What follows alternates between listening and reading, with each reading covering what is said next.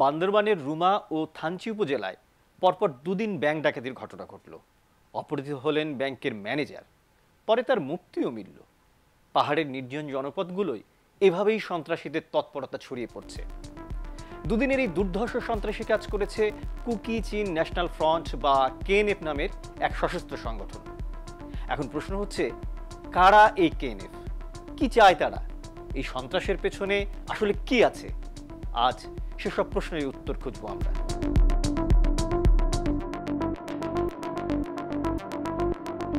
বান্দরবানের রুমায় 2022 সালের শুরুর দিকে কেএনএফ নামের এই সংগঠনটির জন্ম।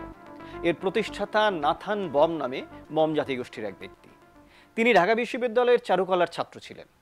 রুমার এডেন পাড়ায় কুকি চিন ন্যাশনাল ডেভেলপমেন্ট অর্গানাইজেশন বা কেএনডিও নামের একটি বেসরকারি সংগঠনের প্রতিষ্ঠাতা ছিলেন নাথান। এই প্রতিষ্ঠানের অর্থের উৎস নিয়ে অনেকের ঔৎসুক্য ছিল, কিন্তু তার রহস্য কখনোই উন্মোচন করা যায়নি।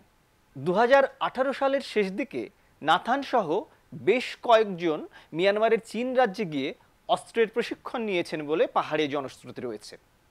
এরপর নাথান এলাকায় ফিরে আসেন। ফিরে আসার পর নাথানের কর্মকাণ্ড নিয়ে অনেকেরই সন্দেহের সৃষ্টি হয়। স্থানীয় গণ্যমান্য ব্যক্তিরা তার কর্মকাণ্ড নিয়ে প্রশ্নও তোলেন। 2022 সালের একাধিক সশস্ত্র অভিযানে নিরীহ মানুষকে হত্যার অভিযোগ ওঠে কেএনএফের বিরুদ্ধে। ওই বছরের অক্টোবরের দিকে র্যাবের বিশেষ অভিযান পরিচালিত হয় পাহাড়ে। জঙ্গি গোষ্ঠীর সঙ্গে কেএনএফের যোগাযোগের বিষয়টি তখন গণমাধ্যমকে জানায় আইন শৃঙ্খলা রক্ষাকারী বাহিনী। এরপরই কেএনএফের বিরুদ্ধে দ্রুততার সঙ্গে অভিযান পরিচালিত হতে থাকে। পরিস্থিতি আরও যখন অনেকটা ঘোলাটে হয়ে উঠল, তখন স্থানীয় গণ্যমান্য অনেক ব্যক্তি মিলে একটি শান্তি কমিটিও তৈরি করলেন। এই শান্তি কমিটির সঙ্গে ইতিমধ্যে একাধিকবার বৈঠক হয়েছে কেএনএফের।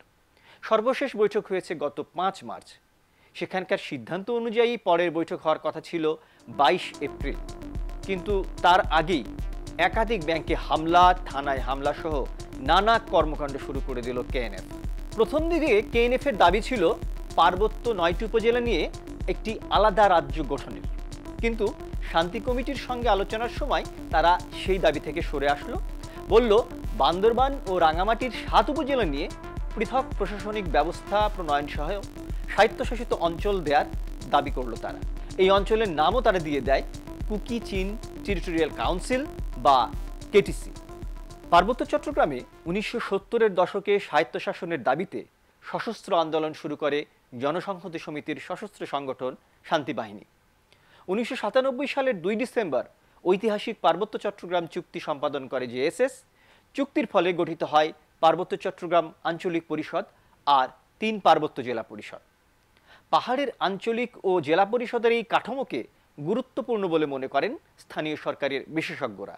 কিন্তু চুক্তির 25 বছর পার হলেও এর অনেক কিছুই বাস্তবায়িত হয়নি, এমন অভিযোগ আছে জেএসএস-এর। কোনো গোষ্ঠী যদি নতুন কোনো রাজ্য দাবি করে, তাদের কোনো বঞ্চনা থাকে, তবে এসব তারা কার কাছে করবে? সোজা উত্তর হচ্ছে রাষ্ট্র বা সরকারের প্রতিনিধির কাছে। কিন্তু কেএনএফের বেলায় একটা ভিন্ন বিষয় দেখা গেছে। তা হলো তারা সেই 2022 সালের শুরুর দিক থেকে তাদের ফেসবুক পেজে সরকারের কোনো দপ্তর বা প্রতিষ্ঠানের উপরে নয়, সমস্ত ক্ষোভ ঢেলে দেয় আঞ্চলিক পরিষদ, জেএসএস এবং চাকমাদের উপর। এই 3টি ছাড়া তাদের ঘৃণার আর কোনো জায়গা ছিল না।